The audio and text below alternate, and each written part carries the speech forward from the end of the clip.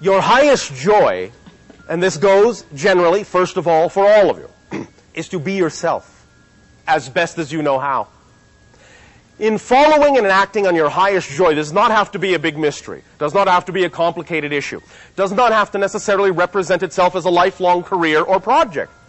Start simple, with simple steps. If you have no overwhelming project or career in mind or anything of that nature, then start moment to moment.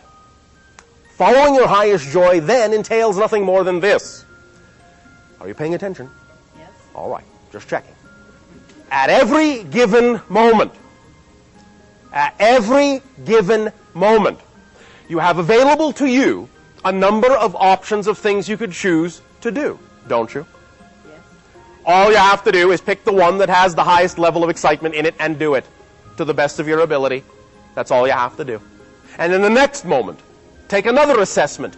What out of all the options available to me right now is the option and the opportunity and the situation and the circumstance and the direction that contains the highest amount of excitement and joy? And when you have determined what that is, take whatever action you are capable of taking on it as far as you can take it to the best of your ability. And when you can take it no farther, again, ask yourself, out of all the options available to me now, what is the direction that contains the highest joy? And when you find out what that is, take that action to the best of your ability and keep doing that for the rest of your life.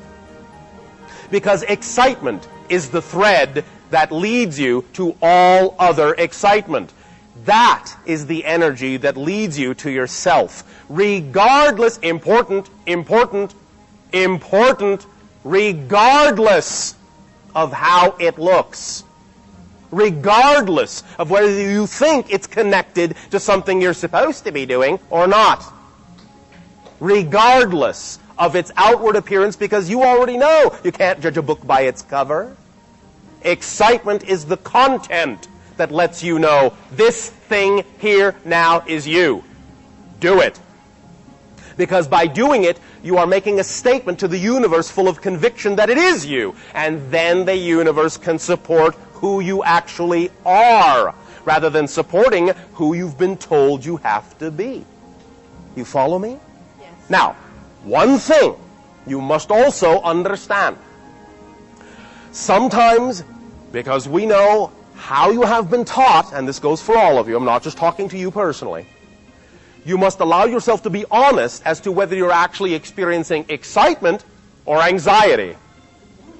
Because sometimes many of you will go, oh yes, this excites me. And in fact, what you're actually doing is running away from your excitement. And you're actually following something out of anxiety. But you all know the difference when you're honest with yourself, because you know they feel different. And in actual fact, they are the same energy. Your energy, your natural energy, is experienced by your body as the sensation you call excitement when you flow that energy through belief systems that are in alignment with your harmonious natural self. You feel the very same energy as anxiety and fear when you flow your energy through belief systems that are out of tune, out of harmony with your natural self. And that's what fear is for. To tell you, hey, you're feeling fear because you are running your energy through belief systems, beliefs that you have, definitions that you have about this situation that are out of alignment with your true harmonious self. So find out what those definitions are, change them into definitions that you would prefer to have, run your energy through those, and then your relationship with the circumstance will be harmonious and joyful. And you will approach it in a manner that is harmonious and joyful. And in approaching it in that manner, you will get a harmonious and joyful effect out of it. Is this making some physical sense to you? Yes, it's getting a little excitement going. Oh, all right. That's the whole point.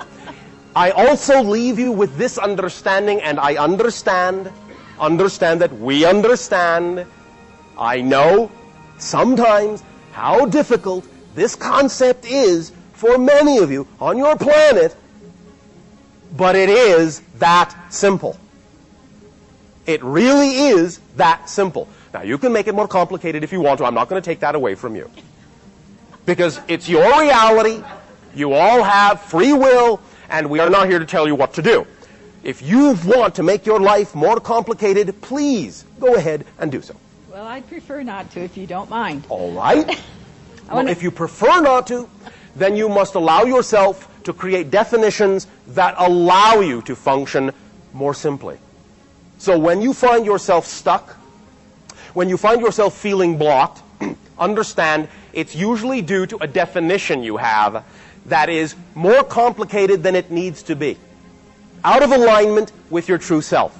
Find out what the definition is that would make you relate or feel the way you do to the situation. Change it into the definition you would prefer to have with your imagination.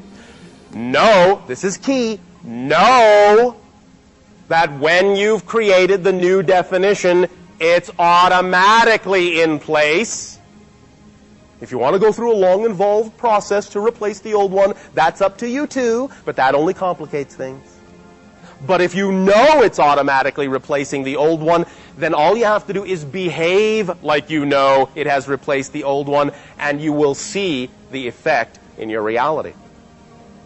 However, big however, underline it 1,000,000 times. However, this is critical. One of the most critical things we can say to you about the idea of looking to your reality for change. And that is this.